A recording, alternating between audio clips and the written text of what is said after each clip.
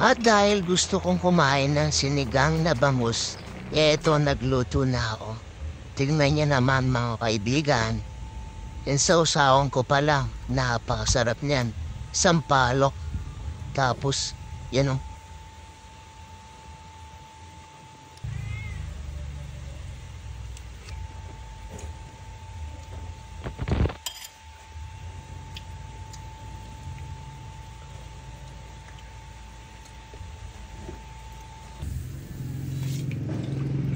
So yan, maglalagay muna tayo ng konting tubig sa kawali. Konti lang muna ilalagay natin para pampakulo sa mga gabi natin. Ayan, naiwahan ko na pala yan. Yung gabi na yan is pampalapot yan. Tapos, siyempre, natural tayo. Sampalok ng pampaasim. Konting asin lang. Tapos, tatakpan natin yan. Palalambutin muna natin yan. Yan, pag gumanyan na yung sampalok natin, ganyan na yung texture na yan. Humiwalay na yung balat sa buto. So, pwede na yan. Maasim na yung sabaw na yan. Tapos, yung gabi natin, malambot na, diba? Bumabaw na yung tinidor natin. So, ngayon natin ilalagay, pag malambot na yan, ilalagay na natin yung mga bangus natin.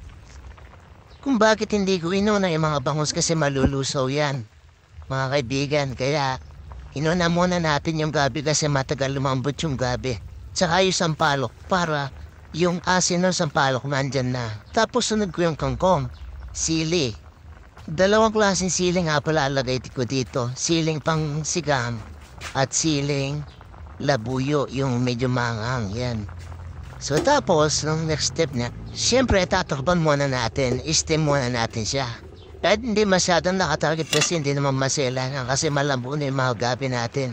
So para ma-steam lang yung mga kangkong natin. So kaya pag ganyan na, doon natin ilalagay sa taas naman yung isda para hindi siya malusaw.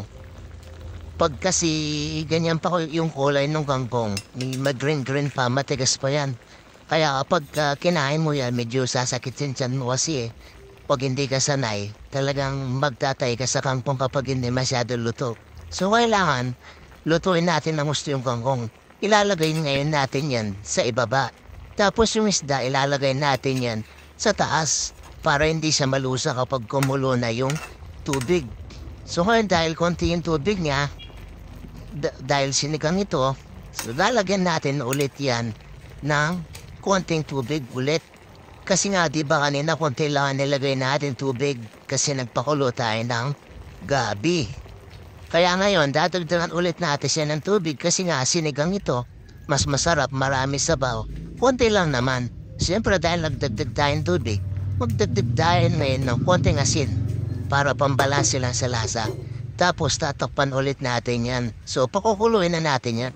Mga 30 minutes lang natin pakukuluin niya para lumambot yung kangkong. So pag naging ganyan na yung kulay ng kangkong, ibig sabihin luto na yan.